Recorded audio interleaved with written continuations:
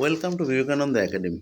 আজকে আমাদের আলোচ্য বিষয় দশম শ্রেণীর ইতিহাসের চতুর্থ অধ্যায়ের 4 নম্বরের প্রশ্নগুলি। অত্যন্ত গুরুত্বপূর্ণ টেস্ট এবং ফাইনালের জন্য এই 4 নম্বরের প্রশ্নগুলি আজকে তোমাদের সামনে তুলে ধরলাম। কোশ্চেন নম্বর 1, টিকা লেখো জমিদার সভা। তার সঙ্গে আরও কিছু টিকা দিয়ে দিয়েছি, ভারত সভা এবং গগনেন্দ্রনাথ ঠাকুরের ব্যঙ্গচিত্র, এবং তার সঙ্গে রয়েছে ইন্ডিয়ান লীগ। টিকা লেখো জমিদার সভা, ভারত সভা, গগনেন্দ্রনাথ ঠাকুরের ব্যঙ্গচিত্র ও ইন্ডিয়ান লীগ। চলে আসছি 2 নম্বর প্রশ্নে। 2 নম্বর প্রশ্ন, 1857 খ্রিস্টাব্দের মহাবিদ্রোহের প্রতি শিক্ষিত বাঙালি সমাজের মনোভাব কেমন ছিল? অত্যন্ত গুরুত্বপূর্ণ একটি প্রশ্ন। এই প্রশ্নটি পরীক্ষায় আসার সম্ভাবনা প্রবল রয়েছে। এই প্রশ্নটি অবশ্যই তোমরা ভালো করে প্র্যাকটিস করবে। এই প্রশ্নটি আসা টেস্ট এবং ফাইনাল উভয়ের ক্ষেত্রেই এই প্রশ্নটি আসার সম্ভাবনা কিন্তু প্রবল।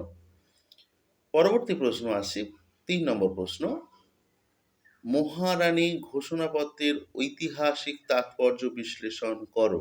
মহারানী ঘোষণাপত্রের ঐতিহাসিক তাৎপর্য বিশ্লেষণ করো। এই প্রশ্নটিও কিন্তু অত্যন্ত গুরুত্বপূর্ণ প্রশ্ন, অথবা এই প্রশ্নটি একটু ঘুরিয়ে আসতে পারে যে টিকা লেখো মহারানীর ঘোষণাপত্র। টিকা লেখো মহারানীর ঘোষণাপত্র। পরবর্তী প্রশ্ন অর্থাৎ 4 নম্বর প্রশ্ন, ভারতের জাতীয়তাবাদ বিকাশে আনন্দমঠ, গোড়া উপন্যাস ও বর্তমান ভারতের ভূমিকা আলোচনা করো। এই যে 3টে টপিক অত্যন্ত গুরুত্বপূর্ণ। ভারতের জাতীয়তাবাদ বিকাশে আনন্দমঠ, গোড়া উপন্যাস ও বর্তমান ভারতের ভূমিকা আলোচনা করো। আমি এই যে কয়েকটা প্রশ্ন আমি দিয়েছি চতুর্থ অধ্যায় থেকে 4 নম্বরের প্রশ্ন বা 4 মার্কের প্রশ্নগুলি, এর মধ্য থেকে মাত্র কয়েকটা প্রশ্ন করলে, মাত্র হাতে গোনা 2 থেকে 3টে বা 3টে প্রশ্ন করলে কিভাবে এই অধ্যায় থেকে কমন পাওয়া যায় সেটা আমি এই ভিডিওর শেষে বলবো। আগে মনোযোগ সহকারে ভিডিওটি দেখে নাও, স্কিপ না করে। শেষে বলে দেওয়া হবে যে কোন 3টি বা 4টি প্রশ্ন করলেই কমন পাওয়া সম্ভব।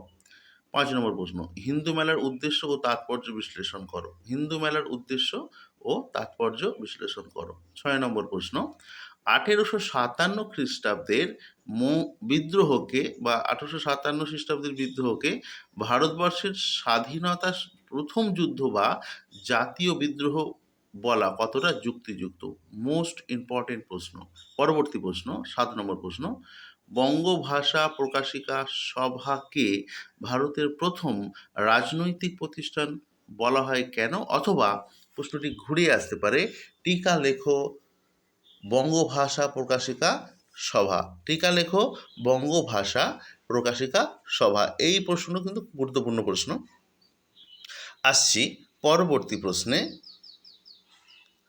1857 খ্রিস্টাব্দের বিদ্রোহকে কি সামন্ত শ্রেণীর বিদ্রোহ বলা যুক্তিযুক্ত? 1857 খ্রিস্টাব্দের বিদ্রোহকে কি সামন্ত শ্রেণীর বিদ্রোহ বলা যুক্তিযুক্ত? পরবর্তী প্রশ্ন, ভারতের জাতীয়তাবাদের বিকাশে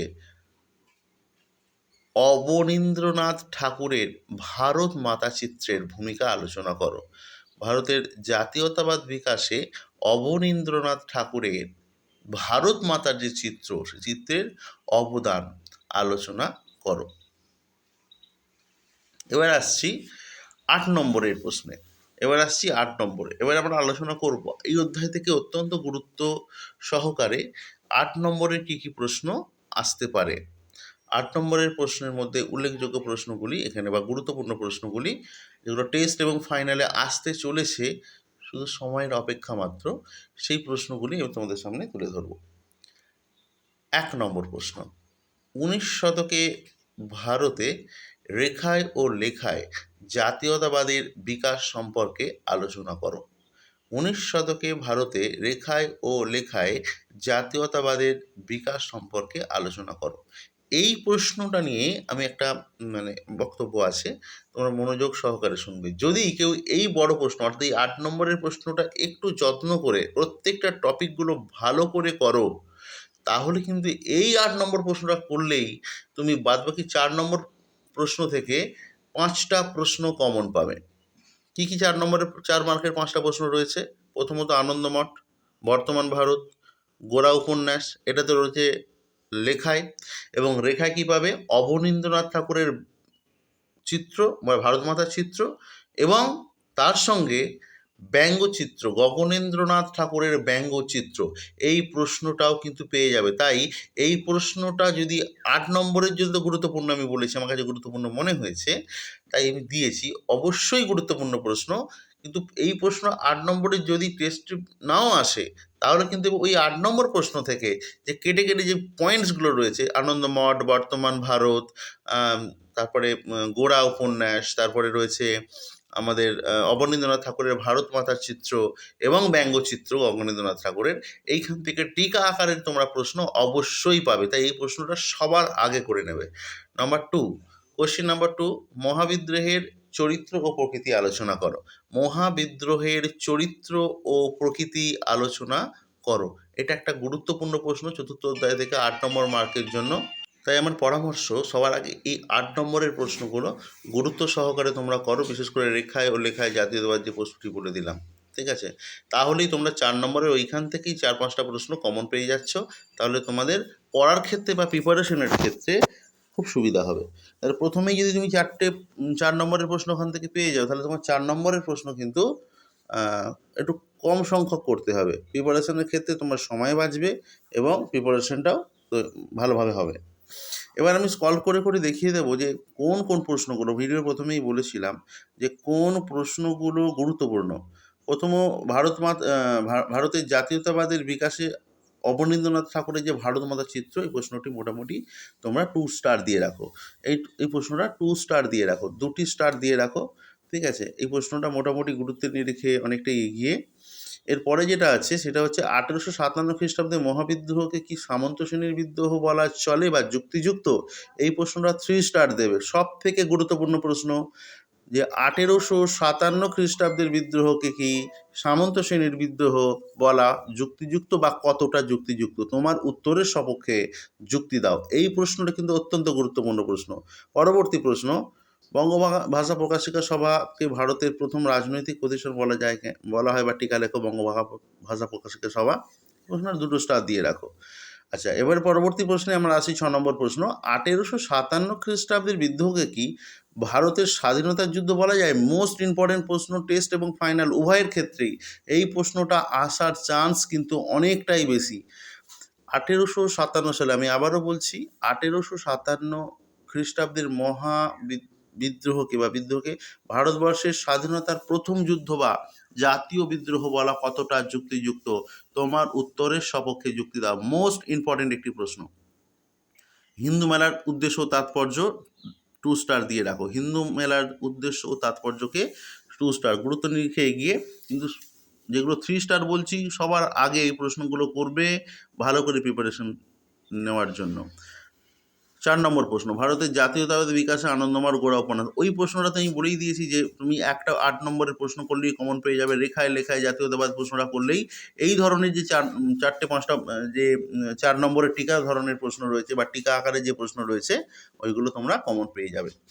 মহারানীর ঘোষণাপত্রের ঐতিহাসিক তাৎপর্য অত্যন্ত গুরুত্বপূর্ণ একটি প্রশ্ন, 3 স্টার দিয়ে রাখবে। বা টিকা লেখো মহারানী ঘোষণাপত্র। মহারানী ঘোষণাপত্রের ঐতিহাসিক তাৎপর্য মোস্ট ইম্পর্টেন্ট একটি কোশ্চেন। তারপরের প্রশ্ন আমরা দেখে নেব। ১৮৫৭ সালের মহাবিদ্রোহের প্রতি শিক্ষিত বাঙালি সমাজের মনোভাব, 3 স্টার দিয়ে রাখো। ১৮৫৭ খ্রিস্টাব্দের মহাবিদ্রোহের প্রতি শিক্ষিত বাঙালি সমাজের মনোভাব কেমন ছিল? অত্যন্ত গুরুত্বপূর্ণ প্রশ্ন। আর এই টিকাগুলির মধ্যে সবার আগে যেটা করে রাখবে সেটা হচ্ছে জমিদার সভা আর ভারত সভা, ঠিক আছে? এই 2টো টিকা খুব ভালো করে করে রাখবে। তাহলে এবার তোমার কাছে পরামর্শ রইল যে এই প্রশ্নগুলিকে সবার আগে রেডি করে নেবে। যারা মনে করছো যে টেস্ট সামনে চলে এসেছে, ঠিক আছে, তো টেস্ট পরীক্ষা আর বেশি দিন নয়, জাস্ট 20-22টা দিন বা 25টা দিন বাকি আছে কারো কারো। তো সেক্ষেত্রে যাদের মনে করছো প্রিপারেশন হয়নি, শুধুমাত্র চ্যাপ্টার ধরে ধরে এই চ্যানেলে যে ভিডিওগুলো পোস্ট করা হচ্ছে, সেই চ্যাপ্টার ধরে ধরে ওই প্রশ্নগুলোই, যে গুরুত্বপূর্ণ প্রশ্নগুলো আমি দাগিয়ে দিচ্ছি বা বলে দিচ্ছি, স্টার দিয়ে দিচ্ছি, ওই গুরুত্বপূর্ণ প্রশ্নগুলো প্র্যাকটিস করো।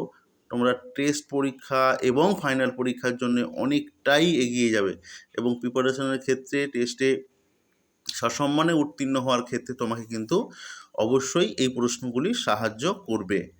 তাই যাদের পড়াশুনো এখনও পর্যন্ত সেইভাবে কমপ্লিট করে উঠতে পারোনি, যে কোনো কারণেই হোক সম্ভব হয়নি, তাদেরকে বারবার করে আমি কল করে আবার দেখিয়ে দিচ্ছি, বারবার করে অনুরোধ যে এই যে প্রশ্নগুলো আমি বললাম, ভিডিওটিকে একটুকু স্কিপ না করে যে প্রশ্নগুলি, যে গুরুত্বপূর্ণ প্রশ্নগুলি আমি এখানে তুলে ধরলাম তোমাদের প্রত্যেকের স্ক্রিনে ভেসে ওঠে যে প্রশ্নগুলো, এই প্রশ্নগুলোকে অত্যন্ত যত্ন সহকারে খাতা পেন নিয়ে লিখে নাও এবং বারংবার সেগুলোকে প্র্যাকটিস করো। প্র্যাকটিস করলে দেখবে তোমরা পরীক্ষায়, টেস্ট এবং ফাইনাল উভয়ের ক্ষেত্রেই বলছি, 2026-এর মাধ্যমিক এবং আসন্ন যে তোমাদের টেস্ট পরীক্ষা রয়েছে, এই দুই পরীক্ষাতেই তোমরা উপকৃত হবে। আজকে এখান পর্যন্তই। ধন্যবাদ। দেখা হচ্ছে পরবর্তী ভিডিওতে।